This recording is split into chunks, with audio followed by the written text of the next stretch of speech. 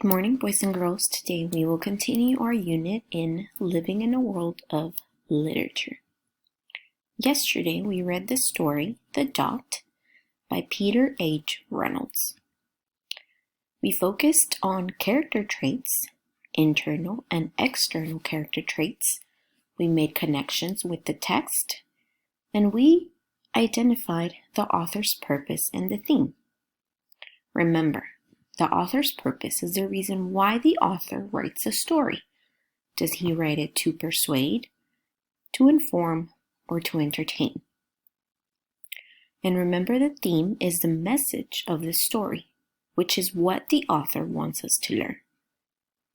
The author's purpose in The Dot was to entertain. He was telling us a story about a little girl who did not like art, who thought that she wasn't good at art. But because her teacher encouraged her to keep trying, she was able to find a love in art and was able to see that she can make a mark in the world. Now I want you to think about what you learned after reading the story. What is the message that the author wants us to learn? I think that the message in the story is that you may not always think you are good at something, but you should never give up or stop trying, just like Vashti did. She didn't think that her art was good, but she didn't give up. She kept trying, and at the end, she was able to see that her art was different, but it was art, and she was able to help others by telling them not to give up or stop trying. Today, we will focus on asking and answering questions. Remember that when we read, we must ask questions before, during, and after reading. We ask questions and look for the answers to our questions to deepen our understanding of the text. We ask questions to get information, to help us understand, and to practice being awake and thinking while reading. Also, we ask questions to be curious and wonder as we read. So it's very important to ask deep questions and to look around the text and pictures for evidence to answer our questions. Today, we will also be comparing and contrasting two stories. Yesterday, we read The Dot by Peter H. Reynolds. Today, we will continue reading another story by the same author. We will find how the stories are alike and how are they different as we read today's text.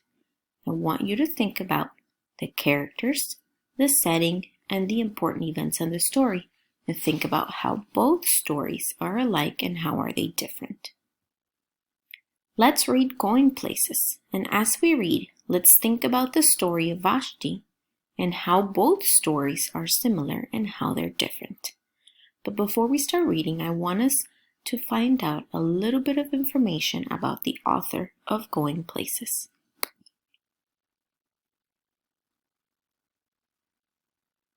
Meet Paul Reynolds and Peter H. Reynolds. Peter and Paul Reynolds are twin brothers. They love to write and draw, and they work together on Going Places. They both worked on the story, and Peter also created the pictures. Peter likes to sit in cafes and draw because he likes to meet people and talk about his work. He hopes to inspire others to write and draw as well. Okay, so now we have learned a little bit more information about the authors of Going Places. And I want you to think as you read about how knowing a little bit of information about the authors help us understand the text better. Let's go ahead and read Going Places. Going Places by Peter and Paul Reynolds. Illustrated by Peter Reynolds. Raphael had been wanting all year long for the Going Places contest, a chance to build a go-kart, race it, and win. When the teacher announced, "Who would like the first kid?" Raphael's hand shot up. The rest of the class watched enviously as Raphael walked back to his seat with his kit. Mrs. Chanda assured them, "Don't worry, you'll all be getting one." Why do you think that Raphael was very excited about this contest? I think that he loves building things and racing things, which is one of the reasons why he was so excited about this race. What does it mean when it says his hand shot up? Think about it. If you're excited about something, sometimes you cannot contain your excitement, and this shows in your hand gestures.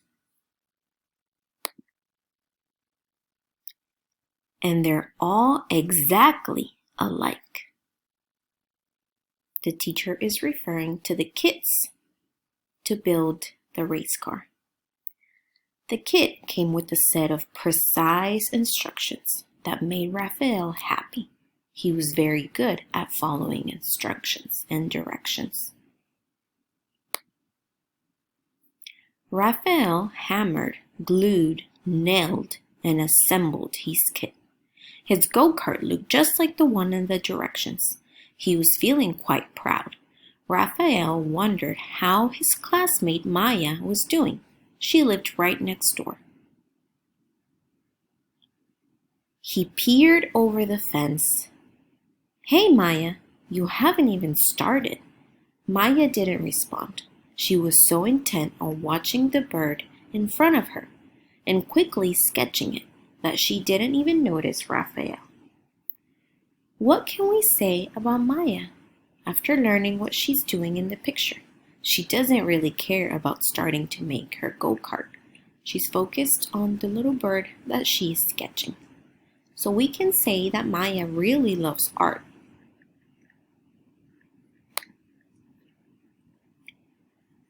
Then she just put down her pencil and stared at the bird dreamily. Raphael shrugged and let her be. The next morning, Raphael checked back in to see how Maya was doing. "Wow, what is that?" he asked. Maya grinned. "You like it?" Raphael responded slowly. "Yeah, extremely cool, but Maya, there's just one little problem. That's not a go-kart." Here we have an illustration of how Maya built her go-kart. Does it look like a go-kart? Why do you think that Maya decided to build it this way? Maya smiled. Who said it had to be a go-kart? Raphael was confused. The set of instructions inside the box were for a go-kart, but then again, they didn't say it had to be a go-kart. He looked again at Maya's contraption. After a moment, he grinned. "I get it. Hey Maya, I really want to win this race. The instructions never said we couldn't team up either."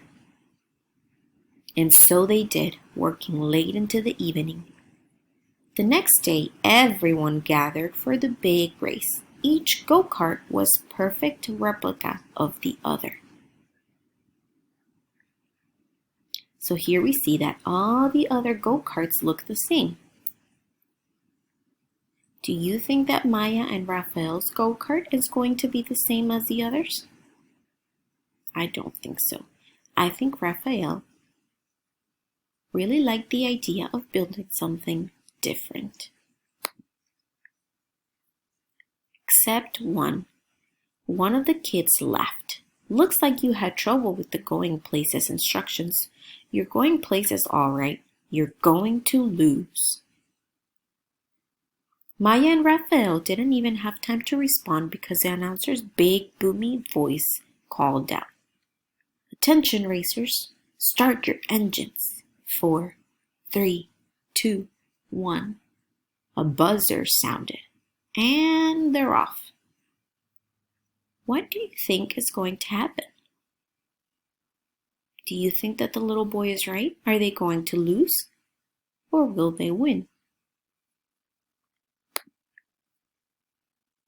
While all the other go-karts disappeared in a cloud of dust, Maya just sat there in their motionless vehicle. Raphael shouted over the roar of the engines and cheering crowds. "Maya, what are you waiting for?" "No worries, Raphael," Maya answered. "Flaps down, throttle up." And now they took off into the air. The other contestants looked up in amazement. Maya and Raphael hovered and sped past them all. Wow. So here we see that unlike all the other go-karts, Maya and Raphael are actually flying.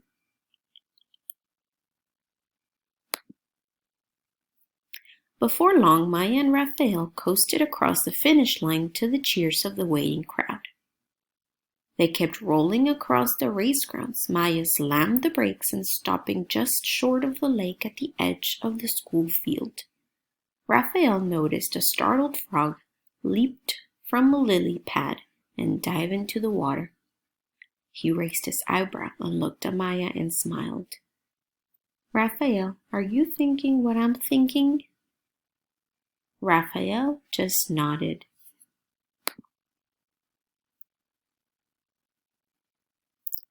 So here we see a picture of Raphael and Maya. What do you think that they are thinking, or what are they imagining? Remember how Maya was looking at a bird when she was supposed to be building her go-kart. Why do you think Maya was paying so much attention to this bird? I think Maya was trying to find out how the bird flew to help her build her go-kart, to help her build it so that it could fly. Now I think that Maya and Raphael are thinking about their next project based on how the frog leaps.